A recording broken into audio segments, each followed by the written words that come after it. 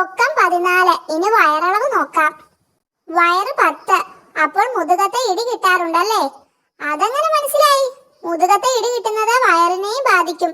പൊക്കവും വയറളവും നോക്കി അങ്ങനെ പലതും മനസ്സിലാക്കാം. കടുവച്ചാരുടെ പൊക്കം 22, വയറ് 19. കഴിഞ്ഞ ആഴ്ച 4 മുട്ട തിന്നു അല്ലേ?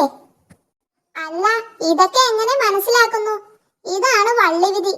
വള്ളിയിലെ നമ്പർ നോക്കി അളവറിയും, അളവ് നോക്കി വിധിയും പറയും. എങ്കിലേ നമുക്കിതൊരു ബിസിനസ് ആക്കി എടുക്കാം. പൊക്കം 13, വയറ് 12. ഏയ്, എനിക്ക് ഒരു വയറേ ഉള്ളൂ. മീൻ തിന്നിട്ടുണ്ടല്ലേ? അത് നിർത്തണം. അത് വെള്ളം കുടിച്ചപ്പോൾ അകത്ത് കയറിയതാ. പൊക്കം 28, വയറ് 20. തനിക്ക് കല്ലേറ് കൊണ്ടിട്ടുണ്ടല്ലേ? ആരെങ്കിലും എറിഞ്ഞു കാണും, പക്ഷെ ഞാൻ അറിഞ്ഞിട്ടില്ല.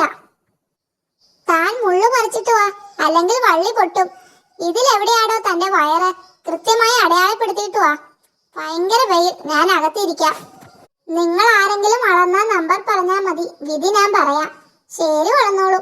പൊക്കം 18, വയറ് 15. മുട്ട തിന്നുമ്പോ പുഴുങ്ങി തിന്നാൻ പറ. പൊക്കം 15, വയറ് 8. തലചുറ്റൽ കാണും, വടി കുത്തി നടക്കാൻ പറ. ഒരു വിനോദസഞ്ചാരി വന്നിട്ടുണ്ട്, അളക്കട്ടെ? അളന്നിട്ട് പറ. പൊക്കം 22, വയറ് 38. 38ഓ? എങ്കിൽ ദഹനം ഭയങ്കര പ്രശ്നമാണല്ലോ. കഴിക്കുന്നത് ദഹിക്കുന്നില്ലേ എന്ന് ചോദിക്ക. ദഹിക്കുന്നുണ്ട് എന്ന് പറഞ്ഞു. വയറുവേദന ഉണ്ടോ? ഇല്ല. അങ്ങനെ വരാൻ വഴിയില്ലല്ലോ. ഇത്രയും വയറളവ് ഉണ്ടെങ്കിൽ ഏതോ ജീവിയെ തിന്നിട്ട് അതേപടി ദഹിക്കാതെ വയറ്റിൽ കിടപ്പാ. അത് ദഹിപ്പിക്കണം. വയറ്റിലുള്ളത് ദഹിപ്പിക്കാൻ സമ്മതിക്കില്ലെന്നാ പറയുന്നത്.